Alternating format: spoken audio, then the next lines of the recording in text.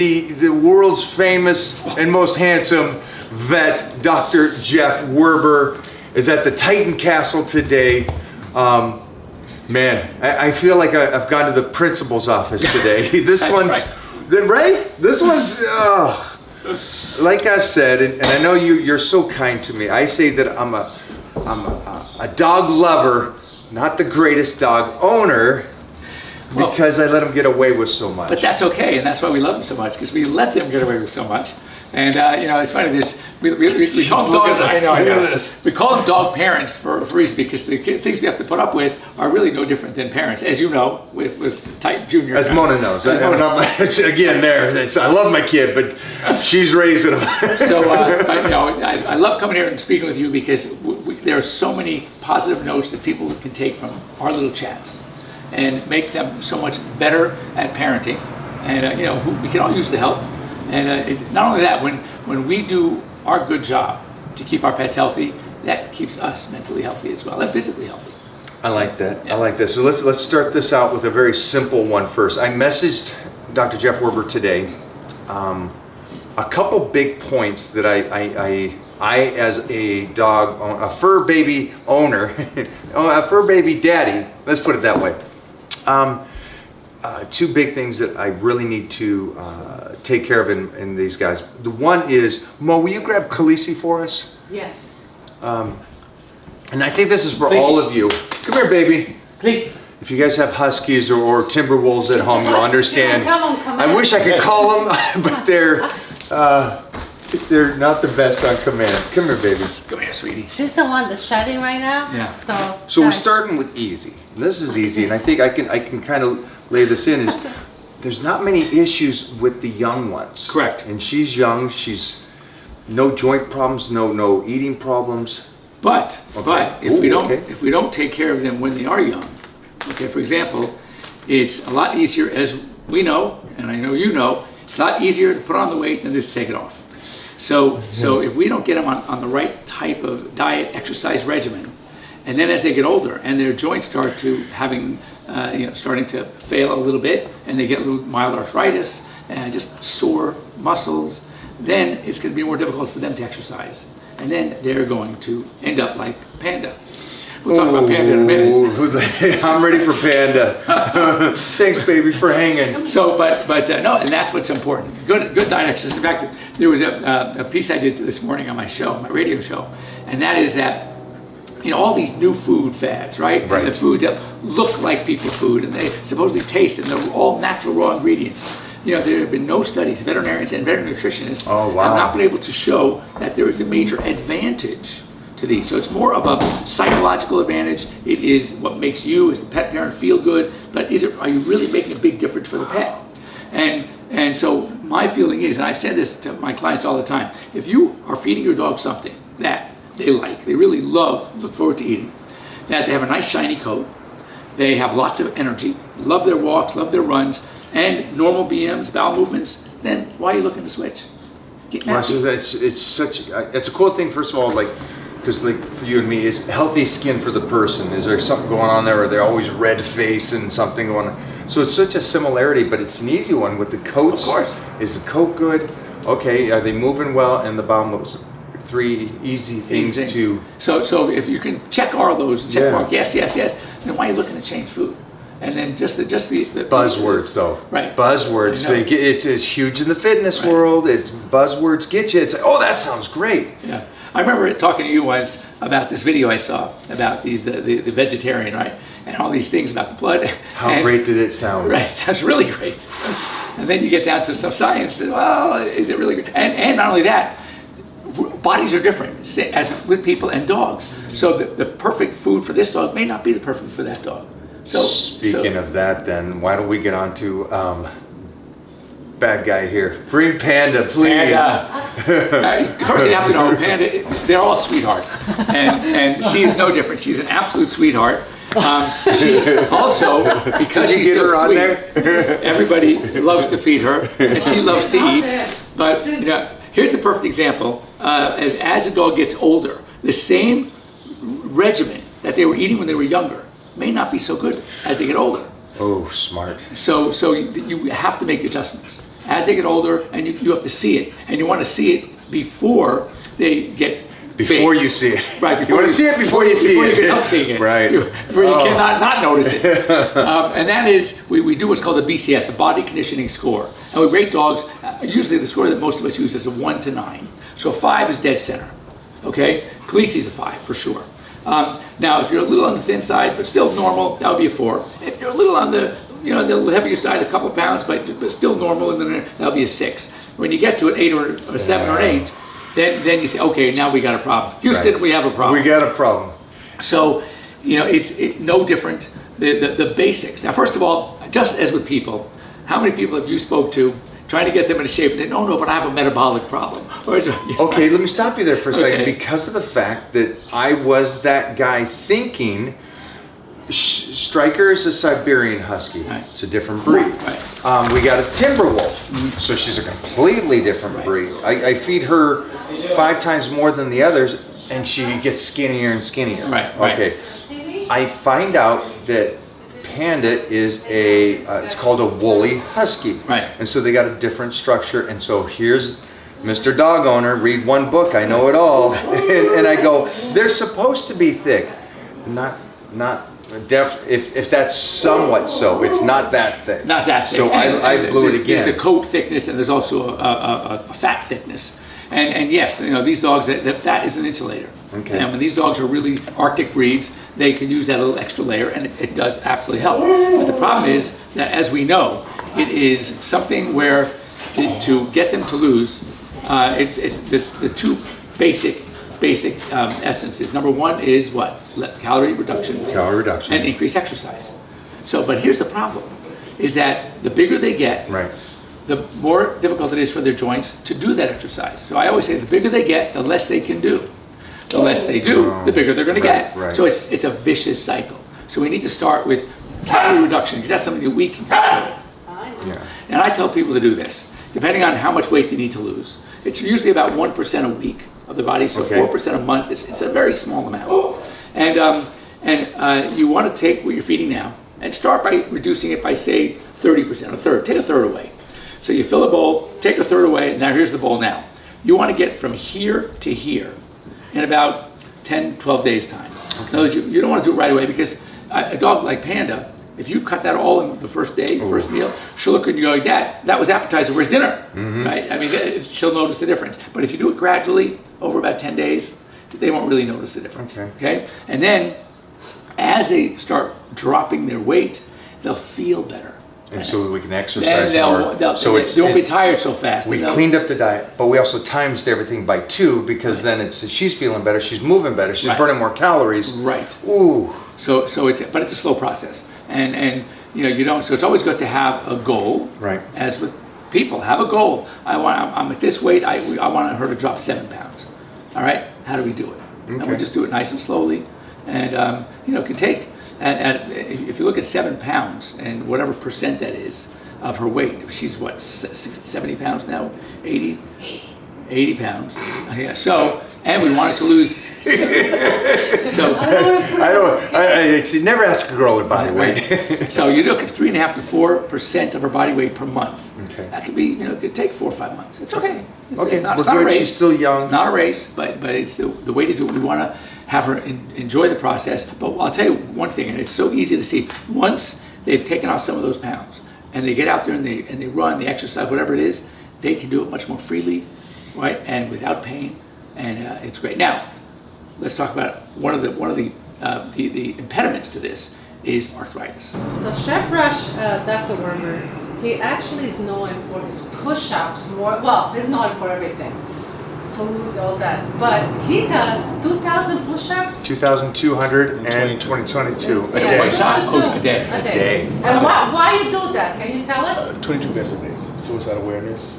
22 It's vests. suicide awareness, right? Yep. Suicide for military. Suicide. Military. Yeah. But I caveat not only with the military, I do it because their spouses are unaccounted for, also with the children. So they're not even in that equation. And then I do it with the kids, their wives, spouses, husbands, and then we kind of take a little bit further just right now because of the pandemic, post-pre, it's crazy. It's a lot that's happening with it. So the last time I've been to a funeral was 2 weeks ago with someone who committed suicide. Wow. And then one of my, what do we know? Unfortunately, the same thing happened Thanksgiving. You should know that, interestingly, in the medical world, the number one in suicides was the dentist. Yes. And in the last several years, few years, veterinarians have taken over. Really? Yeah. I Wow. didn't know Why that. is that? A number of reasons. Number one, it's complicated, but you have something called compassion fatigue. Oh. All right. Wow. You have long hours, huge student debt. I mean, when I went to vet school, this is 40 years ago, my tuition was $500 a quarter, $1,500 a year at UC Davis, the number one vet school in the country, right? So I graduated no debt, really. Now, it's one of my technicians just got into school in Arizona. It's called Midwestern University, and her tuition's $80,000 a year. Wow. So they're graduating with Jeez $300,000+ in debt Already. Already, and then you try to start a and then, practice or do or something. even and get, you're- it's going to take forever. But one of the biggest, I hate to Secondary. use the word killer, but it is so true, social media. Yes. If you Is have, it because you have to be perfect. And, Yeah, right. And there's no room for mistakes, but every one of us is going to make mistakes. We're going to be faced with difficult cases, and there's a judgment call to be made. And you're going to go, your first judgment will be based on your experience and what worked the last 10 times. Wow. But this may be a number 11, and it may not work. And then So you talk about veterinarians the are evil. the fatigue, Compassion fatigue. compassion Fatigue. fatigue, and then you got the social Student media on debt, top of social it coming media. on and talking. Right. You're already broken down a Yeah, bit because right. I imagine you want to save every animal. Of course, and they then do. there's And you going to can- be the hardship And of then you we going no. take it personally, and then if it doesn't work, it's self-blame, and it shouldn't be that way, but it is. You have to have a little bit of a thick skin, and you have to be confident and know that not every choice we make is going to be the right one. It's funny you said that because that makes perfect sense. That compassion fatigue, I think about that parts of it in militaries where we Sure. say, why did I come back? What about me?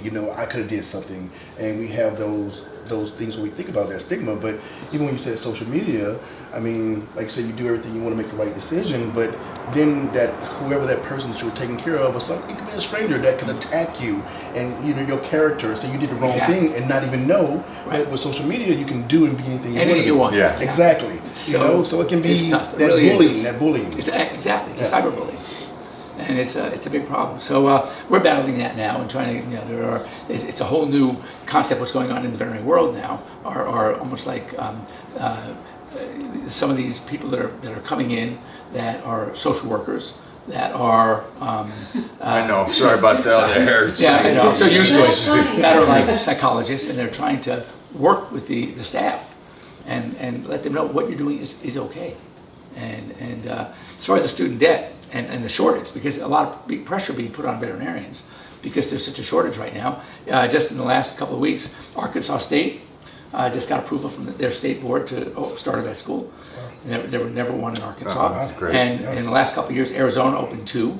And I just heard today that Clemson in South Carolina Really? is now looking to start a vet school. And we need it. We need it. Yeah, no, that's amazing. So, Well, that being said, Yeah. holy cow, you guys are laying this on.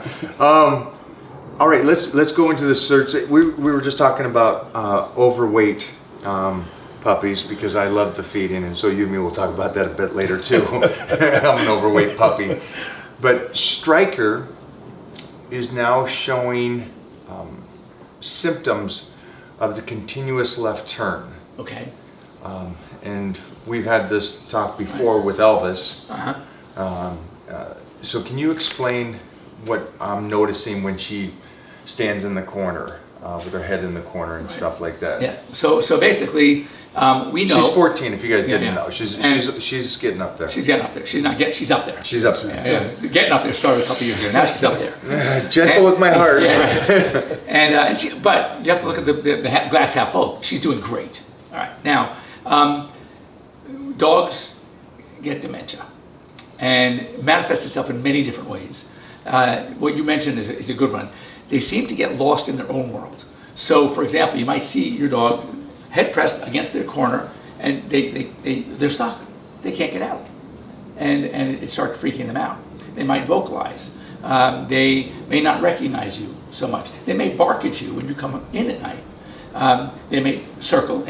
So it's basically it's a neurologic issue, and it's a normal process in many dogs. Just like some people will get dementia, and yet other people will get it badly.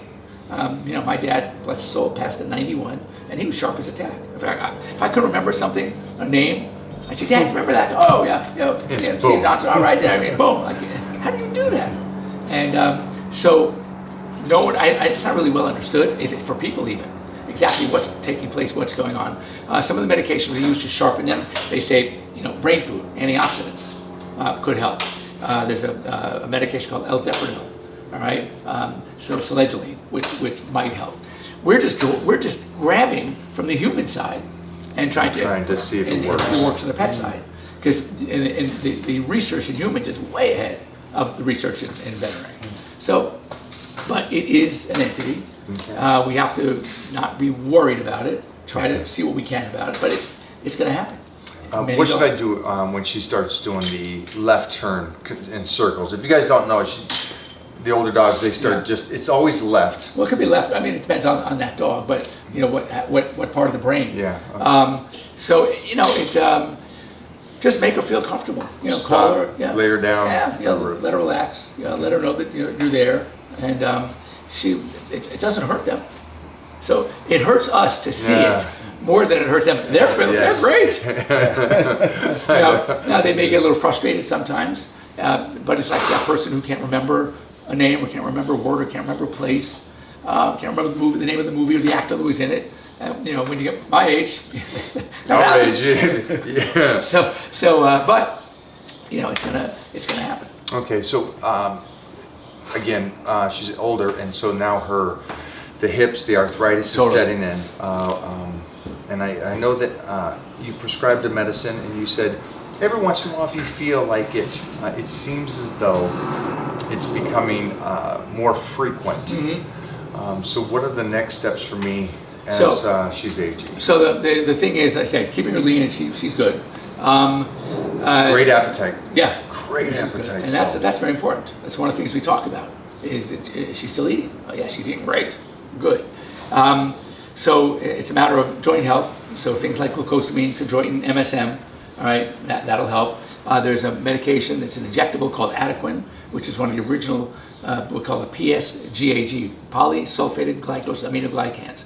That's what they used to use in horses. They still do. In horses, it was injected directly, called intra-articularly into the joint. But in dogs, you can put it intramuscularly and even subcutaneously, and it does seem to help. Oh wow! So it helps lubricate the joint surface, decrease inflammation, strengthens the articular cartilage. I mean, it's really cool stuff. So that's something to definitely keep in mind. Keeping them lean, which she's got that. And then when you have the severe inflammation, just like a person might take ibuprofen or naproxen, right? Same thing with dogs, but we have specific ones for dogs. Carprofen is good. There's one called Previcox, all right? There's the one that I like is the meloxicam, it's called Medicam. So again, speak to your veterinarian, but there are definitely some non-steroidal anti-inflammatories that could help. And then for certain problems like disc or severe back problems, which can happen in some breeds, then many of us like to go with the good old-fashioned corticosteroids. Stronger anti-inflammatory properties, however, though, also with more side effects. Yeah. So with any anti-inflammatory, be it steroidal or non-steroidal, you need to have your dog checked out somewhat regularly, checking out the liver, the kidneys, because they can have effects. And also, there's a problem sometimes with gastrointestinal. So there could be GI bleeds, just like in people. So again, it's a matter of, if you're doing steroids, we like to do every other day. And if you're going to stay on a non-steroidal for long term, it's important to stay in touch with your vet and just go basically just keep those levels monitored. Perfect. You good? I'm good. I'm good. It's a lot of information. There's a huge amount of information. So we were just talking before you came about how the big craze now are feeding dogs food that looks just like with the regular ingredients of people food, okay? And they may not be balanced, we don't know. So veterinarians and veterinary nutritionists have looked at some of these foods, and I mean, they could be good, but don't rely on them solely, because certain animals will have conditions as they age where too much protein, for example, kidney disease, too much protein is not good. True. So you just can't go by saying, well, I like the way that it looks just like what I would put together, so I'm going to feed that to my dog. It's not that it's bad, but it may not be good. So, but you know about that kind of buzz stuff in the fitness world. In the fitness world, everybody wants to be that everybody- person. Right. Come up with the new so one. just stay in touch with you. Talk to a nutritionist, a veterinary nutritionist. Talk to your veterinarian. Don't just on a whim say, "Oh, I think I'm going to switch to that food." Well, and I always ask, "Well, what was the problem with your other food?" No, it was great. Liked it. Yeah, I liked it. Poop's normal. Good skins. Why are you switching? Then you stay with it. Yeah. Stay with the Not broke, don't fix. No, exactly. old school. Dr. Jeff Werber, thank you so much for doing this today. Oh, I appreciate love it. it. I feel so good because I love educating the masses. And when I started doing media, veterinarians were like, "Oh yeah, he's just all he wants to be." No, I didn't want to be on TV. I just wanted to educate. But you got to have that face on TV too, though. It's too dang good looking not to be on TV. But I love sitting here with you because we get a lot of good information out, and your followers, which are many, my followers, which are relatively a few, but it's good stuff. And we got this celebrity here. We're just gonna hang out with you. I'm just hanging out with these superstars. It's my lucky life. I got friends like these two. So Dr. Jeff Werber, again, follow. We're gonna give you all the links to him. If you are a dog person, again, take your questions on over there. And then thank you, Chef Rush, for coming over and hanging out today and out angling me tremendously. So that's it for today. I will see you guys next time.